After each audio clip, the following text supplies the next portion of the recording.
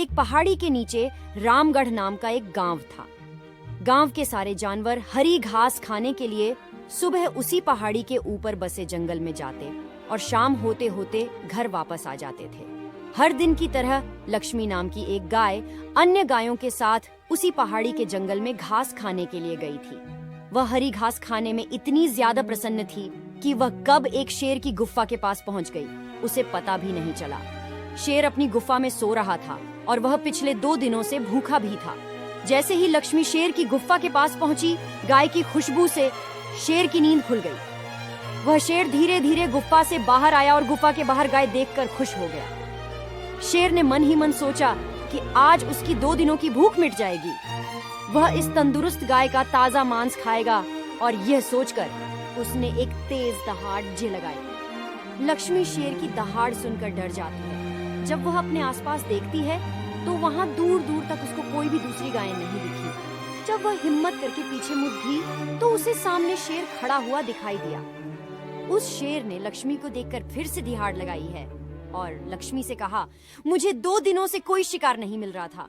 मैं भूखा था, शायद इसलिए भगवान ने मेरा पेट भरने के लिए तुझे मेरे यहाँ पर भेजा है। आज मैं तुझे खाकर अपनी भूख मिटा लूंगा। शेर की बात सुनकर लक्ष्मी डर जाती है। वह रोते हुए शेर से कहती है, मुझे जाने दो, मुझे मत खाओ। मेरा एक छोटा बच्चा है जो अभी सिर्फ मेरा ही दूध पीता है और उसे घास खाना अभी तक नहीं आया है। लक्ष्मी की बात सुनकर शेर हंसते हुए कहता है, तो क्या मैं अपने हाथ में आए शिकार को ऐसे ही जाने दूं? मैं तो आज तुझे खाकर अपनी 2 दिनों की भूख मिटाऊंगा। शेर के ऐसा कहने पर लक्ष्मी उसके सामने रोने लगी और विनती करते हुए कहती है कि आज मुझे जाने दो, मैं आज अपने बछड़े को आखिरी बार दूध पिला दूंगी और उसे बहुत सारा प्यारा करके कल सुबह होते ही तुम्हारे पास आ जाऊंगी। फिर तुम मुझे खा लेना और अपना भूखा पेट भर लेना। शेर लक्ष्मी की यह बात मान जाता है और धमकी देते हुए कहता है कि अगर कल तू नहीं आई तो मैं तेरे गांव आऊंगा, तुझे और तेरे बेटे दोनों को छोड़ूंगा। लक्ष्मी शेर की यह बात सुनकर खुश हो जाती है और शेर को अपना वचन देकर गांव वापस चली जाती है। वहां से वह सीधे अपने बछड़े के पास जाती है, उसे दूध पिलाती है और बहुत सारा प्यार करती है।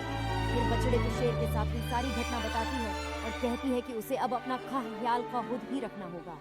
वह कल सुबह होते ही अपना वचन पूरा करने के लिए शेर के पास चली जाएगी। अपनी माँ की बातें सुनकर बछड़ा रोने लगता है।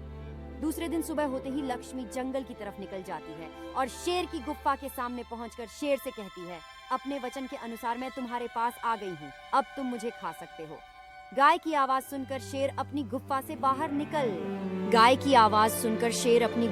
बाहर निकल कर आता है और भगवान के अवतार में प्रकट होते हैं। वह लक्ष्मी से कहते हैं, मैं तो बस तुम्हारी परीक्षा ले रहा था, तुम अपने वचन की पक्की हो, मैं इससे बहुत प्रसन्न हुआ। तुम अब अपने घर और बछड़े के पास वापस जा सकती हो।